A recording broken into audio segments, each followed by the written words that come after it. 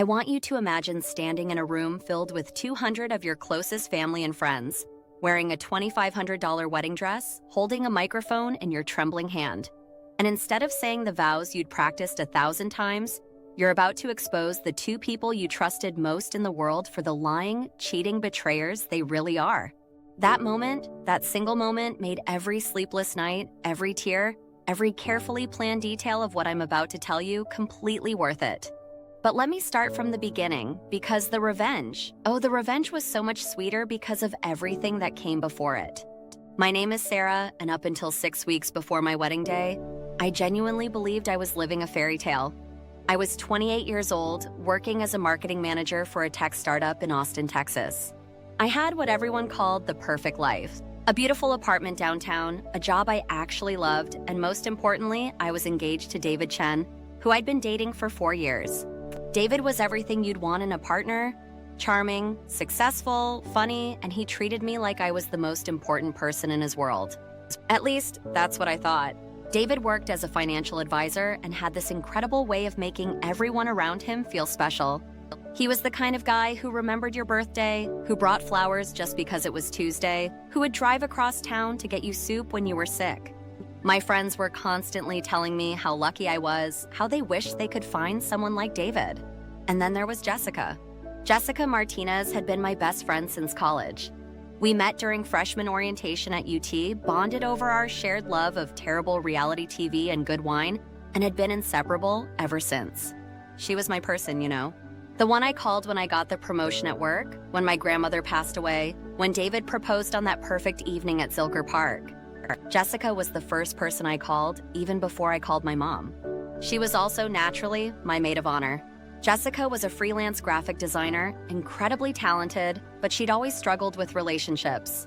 She had this pattern of falling for guys who were completely wrong for her, and I'd spent countless hours over the years talking her through breakups, helping her see red flags she'd ignored, being the shoulder she cried on. I loved her like a sister, which is probably why what happened next hurt so much more than it would have otherwise. The three of us spent a lot of time together, especially during the engagement period. David and Jessica got along great, which made me so happy. There's nothing worse than when your partner and your best friend don't mesh, right? They'd joke around, share inside jokes, and Jessica would often tell me how perfect David was for me, how happy she was that I'd found someone so wonderful. Wedding planning was supposed to be stressful, but honestly, it was some of the most fun I'd ever had. Jessica threw herself into helping me with every detail. She came to every dress fitting, every cake tasting, every meeting with the wedding planner. She helped me choose the flowers, the colors, the music. She even designed our invitations and all the signage for the reception. Jessica was putting in so much work that I actually felt guilty about it sometimes. "Jess, you're doing too much," I'd tell her. "I should be paying you for all this design work." "Don't be ridiculous," she'd laugh. "This is what best friends do. Besides, I want your wedding to be absolutely perfect. You deserve nothing less." David was equally involved, which I loved about him. So many of my friends complained about their partners being completely checked out during wedding planning, but David had opinions about everything. He wanted to make sure every detail was exactly what we both wanted. He'd come to meetings when he could, always asking thoughtful questions, always making sure I was happy with our choices. The wedding was planned for a beautiful venue outside Austin, a restored ranch with sprawling oak trees and a gorgeous old barn for the reception. We'd booked it almost a year in advance, and everything was falling into place perfectly. The guest list was at about 200 people, a mix of family, college friends, work colleagues, and David's extensive network of business contacts. 3 months before the wedding, Jessica suggested we all take a trip together to New Orleans for my bachelorette party planning session. She said we should scout out the city since she was planning to take me there for my actual bachelorette weekend. "It'll be so fun," she said. "Just the three of us, like old times. We can figure out all the best spots for your bachelorette party, and David can explore the city too. We'll make it a long weekend." Looking back, I should have found it weird that she wanted David to come along for bachelorette party planning, but at the time, it just seemed like Jessica being Jessica, always thinking of everyone, always trying to include people. The New Orleans trip was amazing, or at least I thought it was at the time. We stayed in this gorgeous bed and breakfast in the French Quarter, spent our days walking around the city, eating incredible food, And Jessica was constantly taking notes about places to take me for my bachelorette party. David seemed to be having a great time too, though I noticed he and Jessica would sometimes wander off together while I was distracted by something, claiming they were scouting out surprise locations for my party. Again, at the time, it seemed sweet. They were working together to make my bachelorette party perfect. After New Orleans, the wedding planning kicked into high gear. We had 6 weeks left, and there were a million final details to handle. Jessica was over at our apartment constantly, helping with seating charts, finalizing details with vendors, addressing invitations. Sometimes I'd come home from work to find her and David already deep in conversation about some wedding detail or another. "You two are the best wedding planning team ever," I joke.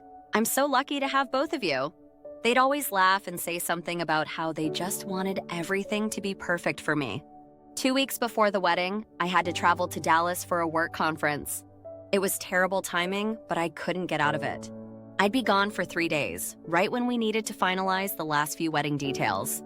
I was stressed about leaving everything, but Jessica immediately volunteered to handle anything that came up while I was gone. "Don't worry about anything," she said. "David and I will take care of whatever needs to be done. You focus on your conference, and when you get back, everything will be handled." David nodded enthusiastically. "She's right. We've got this covered. Just concentrate on work." I felt so grateful to have such supportive people in my life. The conference was actually great. I gave a presentation that went really well, made some good networking connections, and felt proud of the work I was doing. I was excited to get home and share everything with David and Jessica, and then focus completely on our final wedding preparations. I flew back on Thursday evening, earlier than I'd originally planned because I'd missed David and wanted to surprise him. I decided not to tell him I was coming home early. I thought it would be fun to show up and maybe cook him dinner, spend a quiet evening together before the final wedding craziness kicked in. I took an Uber from the airport straight to our apartment. It was about 8:30 in the evening when I got there. I used my key to let myself in quietly, planning to surprise David, maybe scare him a little bit in a playful way. The apartment was dimly lit and I could hear voices coming from the living room. I smiled, figuring David was probably on a work call or maybe watching TV. I set my suitcase down quietly by the door and started to walk toward the living room to surprise him. That's when I heard Jessica's laugh. I paused, confused. Why was Jessica here? Had something gone wrong with the wedding planning that they needed to handle while I was gone? I was about to call out to them when I heard David's voice, low and intimate in a way that made something cold settle in my stomach. "I've been thinking about this all day," he was saying. "Me too," Jessica replied, and there was something in her voice, something soft and breathless that I'd never heard before. I crept closer to the living room entrance, my heart starting to pound for reasons I couldn't quite name yet. I pressed myself against the wall and carefully peered around the corner. What I saw will be burned into my memory for the rest of my life. David and Jessica were on our couch tangled together in a way that left no doubt about what was happening. David's hands were in her hair, her legs were wrapped around him, and they were kissing like the world was ending. But it wasn't just the physical betrayal that hit me like a truck. It was the intimacy of it, the way they moved together, like they'd done this 1,000 times before. The way Jessica made these soft sounds that spoke of familiarity, of comfort, of love. This wasn't a moment of weakness. This wasn't a drunken mistake. This was a full-blown affair, and from the looks of it, it had been going on for a while. I stood there, frozen, watching the two people I trusted most in the world destroy everything I thought I knew about my life. I watched David, the man I was supposed to marry in less than 2 weeks, touch Jessica, my best friend since college, the person who was supposed to be my maid of honor, in ways that should have been reserved for me. I don't know how long I stood there. Time seemed to have stopped, but eventually, David pulled back and said something that made my blood turn to ice. "I can't wait until after the wedding," he said. "Once she's signed those papers and we're legally married, we can figure out how to handle this properly. The prenup protects most of my assets, but being married will give me access to her trust fund within the year." Jessica laughed, running her fingers down his chest. "You're terrible, but brilliant. Her grandmother's trust fund is worth what? Almost $2 million? $2.3 million, David corrected, and it becomes available to her spouse 1 year after marriage. I've been planning this for months. My trust fund. The trust fund my grandmother had left me, the one I told David about when we started talking about marriage because I wanted to be completely honest about my finances.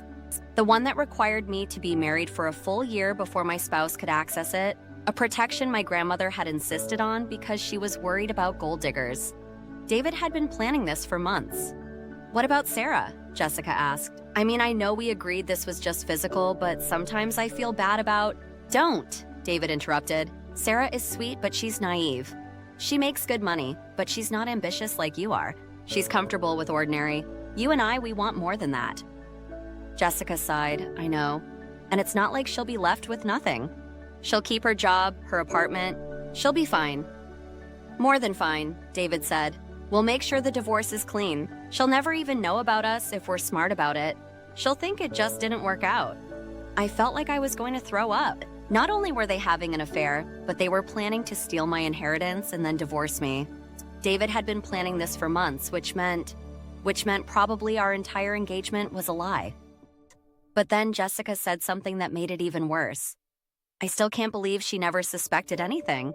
Even during New Orleans, when we were barely being subtle about it, she's so trusting it's almost sad. New Orleans? They'd been together during our New Orleans trip. All those times they'd wandered off together, all those private conversations I'd thought were about my bachelorette party. They'd been carrying on their affair right in front of me. "She sees what she wants to see," David replied. "It's one of her weaknesses. She trusts people too much." I'd heard enough. More than enough. I backed away from the living room as quietly as I could, grabbed my suitcase, and left the apartment without making a sound. I didn't know where I was going, but I knew I couldn't stay there another second. I ended up at a hotel downtown, sitting on the edge of a king-size bed in a generic room, staring at the wall and trying to process what had just happened to my life. Everything I thought I knew was a lie. My fiancé was a gold digger who'd been planning to steal my inheritance. My best friend was helping him do it. They'd been having an affair for God knows how long, probably months. And I was supposed to marry this man in less than 2 weeks. I didn't sleep at all that night. I just sat there cycling through anger, heartbreak, and disbelief. By morning, though, something else started to creep in. A cold, calculating fury. David and Jessica thought I was naive. They thought I was trusting to a fault. They thought I'd never suspect anything, that I'd be an easy mark for their con game. They were about to find out how wrong they were. I spent Friday morning calling in sick to work and sitting in that hotel room, making lists. Lists of everything I knew, everything I'd observed, everything that suddenly made sense in this new context. The way they'd sometimes exchange glances I couldn't read. The way Jessica had been so insistent about helping with every wedding detail. The way David had been so eager to get married quickly, pushing for a shorter engagement than I'd originally wanted. It all made sense now. But here's the thing about being betrayed this completely. It clarifies your thinking in a way nothing else can. All the politeness, all the benefit of the doubt, all the social niceties that normally govern how we interact with people, it all just falls away. And what's left is a very clear understanding of exactly what needs to happen. I was not going to be the naive, trusting victim they thought I was. I was going to make sure they got exactly what they deserved. And I knew exactly how to do it. First, I needed evidence. Not just for my own satisfaction, but because if this was going to work, I needed proof of what they'd been doing. I needed to document their affair, their plan to steal my money, everything. I went shopping for some equipment, a small recording device, a few other items I thought might come in handy. Then I went back to my apartment, but not before checking to make sure David's car wasn't there. I let myself in and quickly gathered some things I'd need for the next few days. But more importantly, I planted that recording device in the living room, hidden behind some books on our bookshelf. If they were going to continue meeting at my apartment, I was going to have proof of what they said. Then I left and went back to the hotel. David called me that evening. "Hey, babe," he said, and the casual affection in his voice made me sick. "How was the rest of your conference? Are you flying back tonight?" I forced myself to sound normal. Actually, they extended my stay through the weekend. Some additional workshops came up. I won't be back until Sunday evening. "Oh," he said, and I swear I could hear relief in his voice. "Well, that's great that you're getting to do more networking. Jessica and I will keep working on the final wedding details while you're gone."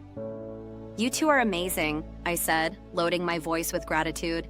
"I'm so lucky to have both of you." "We love you," he said. "Can't wait to see you Sunday." After I hung up, I sat there for a moment, marveling at how easily he lied.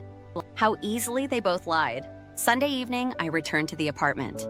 David was there, cooking dinner, acting like the perfect loving fiancé. "I missed you so much," he said, wrapping me in a hug that I had to force myself not to recoil from. "How was the rest of the conference?"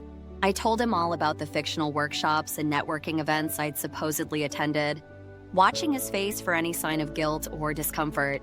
There was none. He was a better actor than I'd given him credit for. Over the next few days, I played the part of the happy bride-to-be. I went to work, I smiled, I talked about last-minute wedding details. And every evening, when I was alone, I retrieved that recording device and listened to what it had captured. It was worse than I'd thought. They'd met at my apartment twice while I was supposedly still in Dallas. The things they said about me, the casual way they discussed their plan to take my money, the intimate details of their affair that I won't repeat here. It was all there, recorded in crystal clear audio. But the worst part was listening to them laugh about how clueless I was.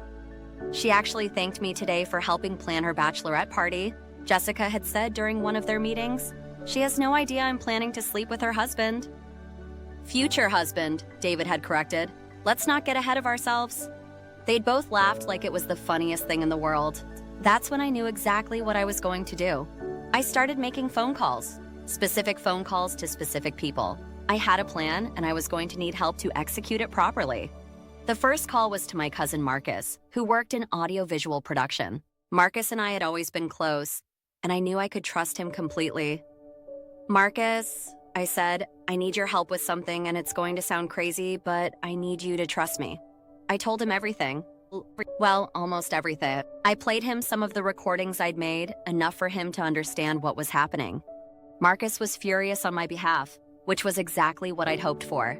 "Sarah, I can't even believe this. What do you need me to do?" "I need you to help me set up a wireless audio system for the wedding," I said. "Something that can play pre-recorded audio through the sound system at a specific moment." Marcus was quiet for a moment. "You're going to play their recordings at the wedding?" "Among other things." "Sarah, are you sure about this? I mean, I get that you're angry, but—" "Marcus," I interrupted. "They're planning to steal over $2 million from me. They've been having an affair for months, possibly since we got engaged. They think I'm too stupid and naive to ever find out. And in 11 days, I'm supposed to stand up in front of everyone I love and promise to spend my life with a man who's been planning to betray me from the beginning." Marcus sighed. "What do you need me to do?" The second call was to my lawyer, Patricia Chen. No relation to David, despite the name. Patricia had handled my grandmother's estate and was familiar with the trust fund situation. "Patricia, I need to ask you about my grandmother's trust," I said. "Of course. Is everything all right?" I explained the situation. Patricia was shocked, then angry, then professionally focused. "Sarah, what they're planning could potentially be considered fraud, depending on how it plays out. The trust has very specific language about marriage and the one-year waiting period. If David married you under false pretenses with the intent to defraud the trust, could I protect the trust if I have evidence of their plan?" "Absolutely. In fact, with the right evidence, you could make sure he never has any legal claim to it at all, regardless of marriage status." "What kind of evidence would I need?" We talked for another 20 minutes about recordings, witnesses, and legal protections. By the end of the call, I had a clear understanding of exactly what I needed to do to protect my assets and potentially have David and Jessica charged with attempted fraud. The third call was to my wedding planner, Amanda. "Amanda, I need to make some changes to the ceremony," I said. "Of course. What did you have in mind?" "We're cutting it close, but we can make adjustments. I want to add a section where I give a speech before the vows. Something personal I want to share with everyone." Amanda seemed surprised. "That's unusual, but certainly doable. How long of a speech are we talking about? Maybe 10 minutes? And I want to make sure the microphone system is working perfectly. Actually, I'm going to have my cousin Marcus come check all the audio equipment the day before the wedding, if that's okay." "Absolutely. Whatever you need to make your day perfect." Perfect. That was exactly what it was going to be. The fourth call was the hardest one. I called my parents. "Mom, I need to talk to you and Dad about something important. Can you come over tonight?" My parents arrived that evening, concerned and worried. I sat them down and played them some of the recordings I'd made. Watching my mother's face crumble and my father's jaw clench with rage was almost worse than discovering the betrayal in the first place. "Honey," my mother said, tears streaming down her face, "we have to call off the wedding. We'll handle the vendors, the deposits, everything. You don't have to go through with this." "Actually," I said, "I have a different plan." I told them what I was going to do. My father, who's normally the most conservative, rule-following person you'd ever meet, was quiet for a long moment. Then he smiled. It wasn't a nice smile. "Your grandmother would be proud," he said. "That woman never let anyone take advantage of her either." My mother was more worried. "Are you sure about this, Sarah?" "It's going to be very public, very dramatic." "Mom, they've been planning to humiliate me in private and steal my money. They think I'm too weak and stupid to fight back. I'm going to show them and everyone else exactly how wrong they are." She squeezed my hand. "Then we're behind you 100%. Over the next week, I continued playing the part of the happy bride. I went to my final dress fitting with Jessica, listened to her gush about how beautiful I looked, how perfect everything was going to be.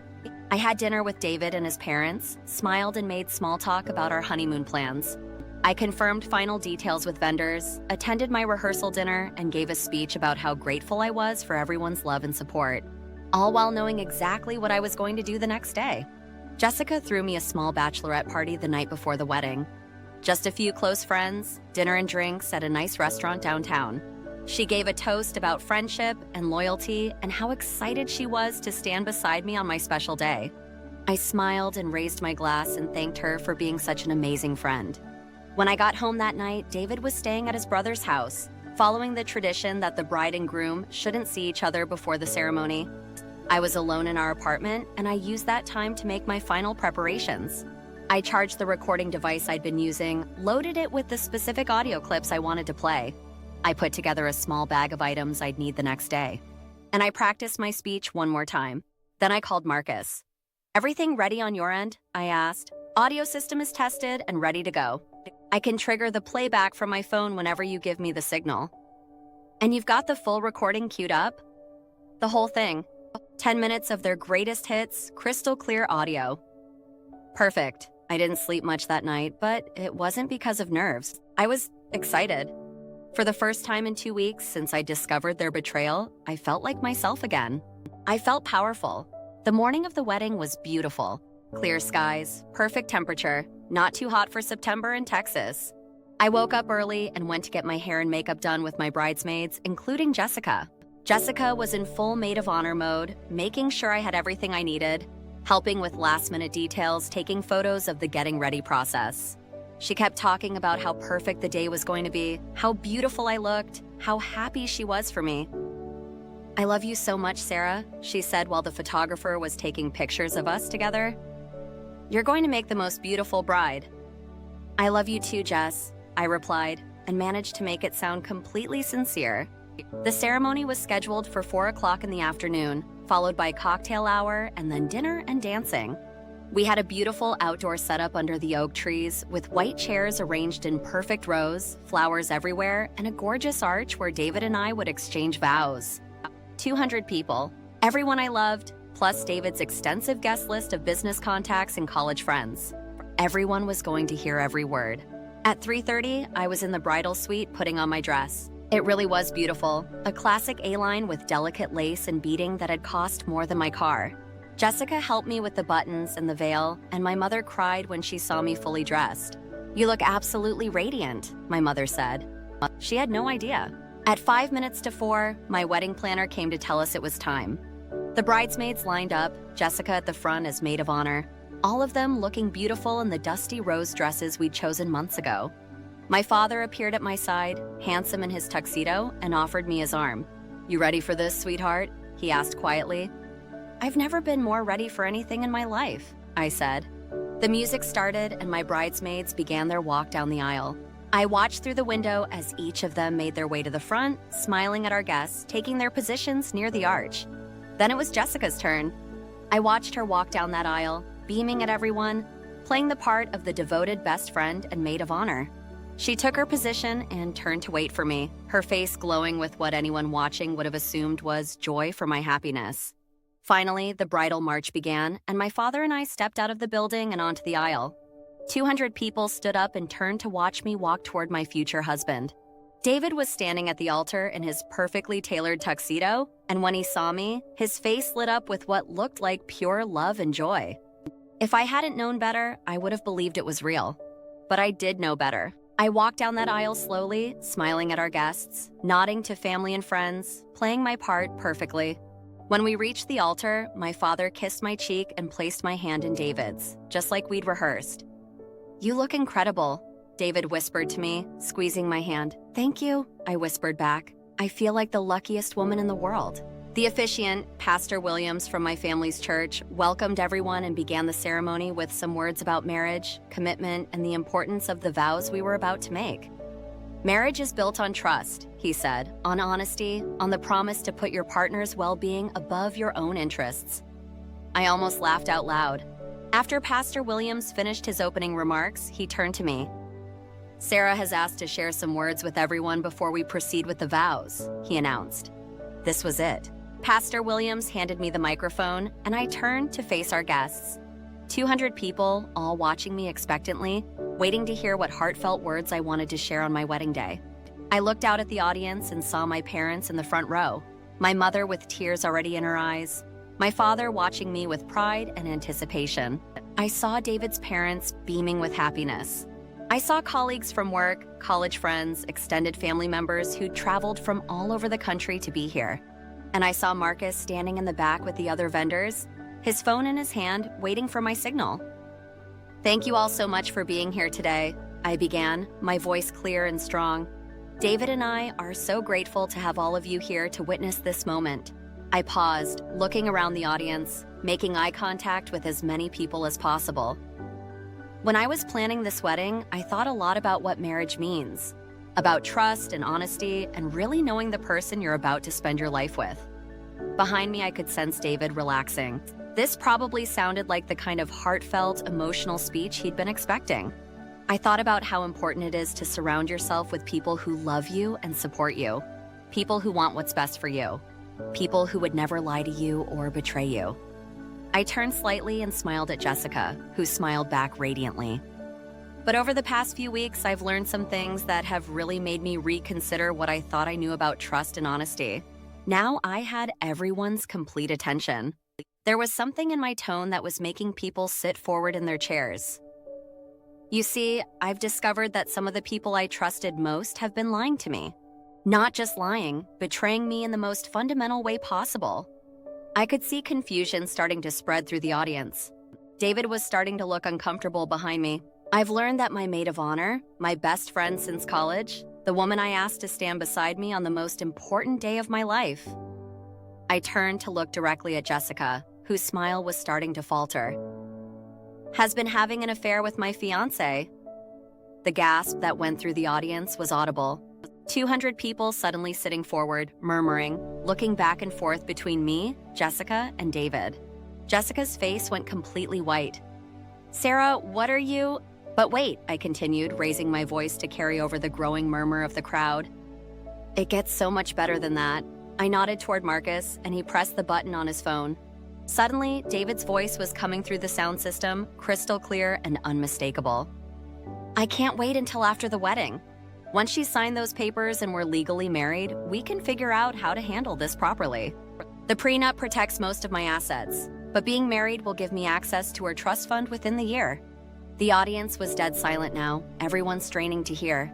Jessica's recorded voice came next. "You're terrible, but brilliant. Her grandmother's trust fund is worth what, almost $2 million? $2.3 million? And it becomes available to her spouse 1 year after marriage. I've been planning this for months." I watched David's face as his own words condemned him in front of everyone we knew. He looked like he was going to be sick, but I wasn't done. "I know what some of you are thinking," I said into the microphone. "Maybe this is just a misunderstanding. Maybe there's an explanation." I nodded to Marcus again, and a new recording started playing. This time, it was Jessica's voice. I still can't believe she never suspected anything. Even during New Orleans, when we were barely being subtle about it, she's so trusting, it's almost sad. And David's response? She sees what she wants to see. It's one of her weaknesses. She trusts people too much. The silence in the audience was deafening. I could see people's faces, shocked, angry, disgusted. David's mother had her hand over her mouth in horror. My own mother was crying, but not tears of joy this time. So as you can see, I continued, my voice steady and clear, I've learned that my fiancé has been planning to defraud me of my inheritance, and my maid of honor has been helping him do it. They've been having an affair for months, possibly since our engagement, and they've been laughing about how naive and trusting I am. David finally found his voice. Sarah, please let me explain. Explain? I turned the microphone toward him. Please, David, explain to all of us how you were planning to steal over $2 million from me. Explain how you and my best friend have been carrying on an affair behind my back. Explain how everything you've said to me for the past year has been a lie. He opened his mouth, then closed it again. What could he possibly say? I turned back to the audience. Now, I know this isn't the wedding any of you expected to attend today, and I'm sorry for that, but I thought you should all know exactly who these people really are. The recording was still playing in the background, more clips of David and Jessica discussing their affair, their plans, their casual cruelty about my supposed naivety. Jessica, I said, turning to my maid of honor, who was standing frozen in her dusty rose dress, tears streaming down her face. Did you think I'd never find out? Did you really think I was that stupid? Sarah, I'm so sorry, she sobbed. It wasn't supposed to happen like this. It just happened. It just happened, I repeated. For months, planning to steal my money just happened. Laughing about how pathetic and trusting I am just happened. I looked back at the audience, many of whom were crying now, others looking angry, all of them completely riveted by the drama unfolding in front of them. I want you all to know that I'm not the naive, trusting fool these two thought I was. I've spent the last 2 weeks documenting their affair, protecting my assets, and planning this moment. My lawyer has already filed papers to ensure that David will never have any claim to my grandmother's trust fund. And I've gathered enough evidence of their fraud attempt to pursue criminal charges if I choose to. David was backing away from the altar now, his face red with humiliation and anger. Sarah, you can't do this. You're humiliating us in front of everyone. I'm humiliating you? I laughed, and it echoed through the microphone. You humiliated yourselves. I'm just making sure everyone knows about it. I looked back at the audience one more time. I'm sorry you all came here expecting to see a wedding, but instead you got to see the truth.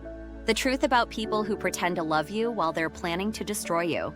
The truth about what happens when you underestimate someone because you think they're too nice, too trusting, too naive to fight back.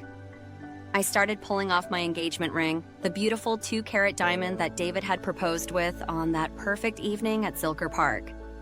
David, I'm obviously not going to marry you.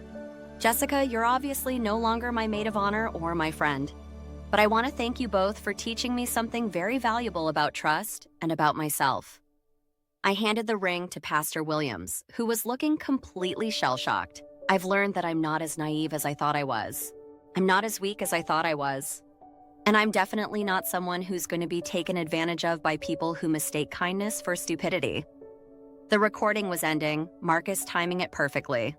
The last thing the audience heard was David's voice saying, "She'll never even know about us if we're smart about it.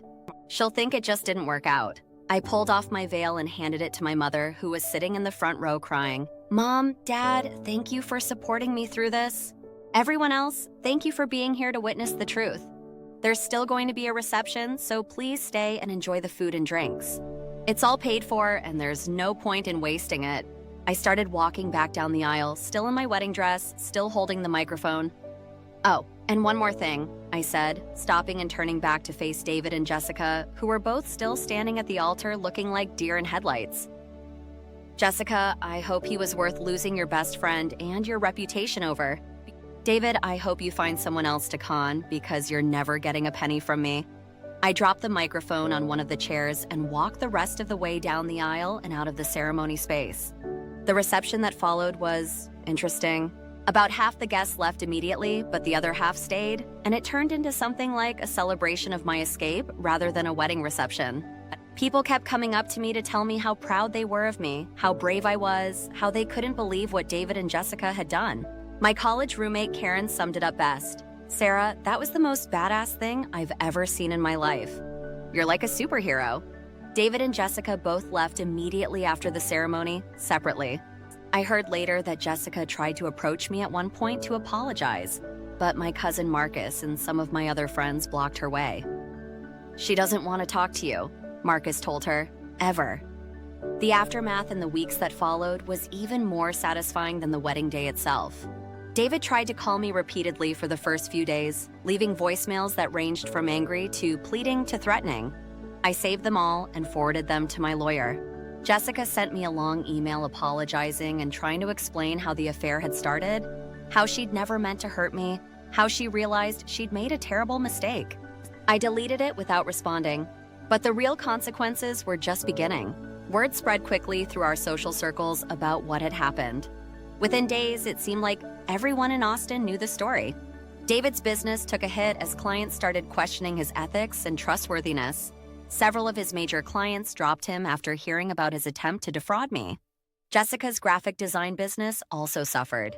She lost several clients who decided they didn't want to work with someone who would betray their best friend. The creative community in Austin is smaller than you might think, and word travels fast. My lawyer contacted me about a week after the wedding. "Sarah, I've been reviewing the recordings you provided, and I think we have a very strong case for attempted fraud. The district attorney's office is interested in pursuing charges if you want to proceed." I thought about it for a few days, but ultimately decided not to press criminal charges. The public humiliation and the damage to their reputations felt like enough revenge. I didn't need to destroy their lives completely. They'd done a pretty good job of that themselves. But I did pursue a civil case for the emotional distress and the costs associated with the wedding. My lawyer argued that David had entered into our relationship under false pretenses with the intent to defraud me, and that Jessica had aided in that fraud while serving as my maid of honor and wedding planner. We settled out of court for an amount that more than covered all the wedding expenses and compensated me for my emotional distress. I can't give you the exact number, but let's just say it was substantial enough that I was able to take a 3-month sabbatical from work to travel and recover from the whole experience. The best part was that both David and Jessica had to sign agreements acknowledging their wrongdoing as part of the settlement. 3 months later, I got a call from my friend Rachel, who still followed Jessica on social media. "Sarah, you're going to want to hear this," she said.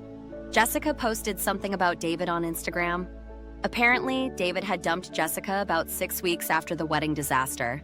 Once he realized that his plan to access my trust fund was completely dead and that his reputation was in ruins, he decided Jessica was no longer useful to him. Jessica had posted a long, emotional caption about being used and discarded, and how she should have known better than to trust someone who would cheat on his fiancé. The irony was apparently completely lost on her. Rachel sent me screenshots, and I have to admit, I laughed out loud. After everything Jessica had done to me, David had turned around and done exactly the same thing to her. She'd gotten a taste of her own medicine and clearly didn't like the flavor. As for me, the experience changed me in ways I didn't expect. Not in a bitter, cynical way, but in a stronger, more confident way. I realized that I didn't have to choose between being kind and being strong. I could be both. I also realized that my instincts were better than I'd given myself credit for. There had been small signs, little moments of inconsistency and odd behavior that I'd noticed but dismissed. Now I trust those instincts more. 6 months after the wedding that never was, I started dating again. Slowly, carefully, but with a much better understanding of my own worth and what I would and wouldn't accept in a relationship. A year later, I met someone wonderful. Someone honest, genuine, and secure enough in himself that he didn't need to manipulate or deceive me. Someone who actually appreciated my kindness instead of seeing it as a weakness to exploit. We've been together for 2 years now, and he knows the whole story about David and Jessica. His reaction when I told him was perfect. "Remind me never to get on your bad side," he said, laughing. That was brilliant. I still live in Austin, still work at the same company, though I've been promoted twice since the wedding incident. Apparently, word got around at work about how I'd handled the situation, and my boss told me later that it had really impressed him. "Anyone who can plan and execute something like that under pressure," he said, "is someone I want on my team." I never heard from David again after the settlement was finalized. I heard through mutual friends that he moved to Dallas and started over with a new job and a new social circle. Good for him. I did hear from Jessica one more time about 18 months after the wedding. She sent me a handwritten letter, a real old-fashioned letter, apologizing again and saying she understood if I could never forgive her, but that she wanted me to know how sorry she was. I read the letter once and threw it away. Some betrayals can't be forgiven, and some friendships can't be repaired. She made her choice when she decided to sleep with my fiancé and help him steal my money. The consequences of that choice are hers to live with. But here's what I want everyone listening to this story to understand. You don't have to be a victim. You don't have to let people take advantage of your kindness or your trust. When someone shows you who they really are, believe them and then decide what you're going to do about it. I could have quietly called off the wedding and dealt with this privately. I could have confronted them in private and given them a chance to explain or apologize. I could have been the bigger person and just walked away without making a scene. But they were counting on me to do exactly that. They were counting on me to be too nice, too embarrassed, too concerned about what other people would think to fight back properly. They underestimated me, and that was their biggest mistake. Sometimes being kind means protecting yourself and others from people who would take advantage of that kindness. Sometimes the most compassionate thing you can do is make sure that people face the consequences of their actions. And sometimes, just sometimes, the best revenge is simply the truth, delivered at exactly the right moment, in front of exactly the right people. David and Jessica thought they were so clever, so much smarter than the naive, trusting girl they were manipulating. But in the end, they destroyed their own lives more thoroughly than I ever could have. And me? I got my life back, my self-respect back, and learned that I'm capable of more strength and strategic thinking than I'd ever imagined. That's worth more than any trust fund. If you enjoyed hearing about how this story unfolded, there are many more tales of people who thought they could take advantage of others, only to discover they'd picked the wrong target. Sometimes the quiet ones, the nice ones, the trusting ones, sometimes we're the ones you should be most careful about underestimating. This story is a work of fiction. Names, characters, places, and incidents are products of the author's imagination or are used fictitiously. Any resemblance to actual events, places, or persons, living or dead, is purely coincidental.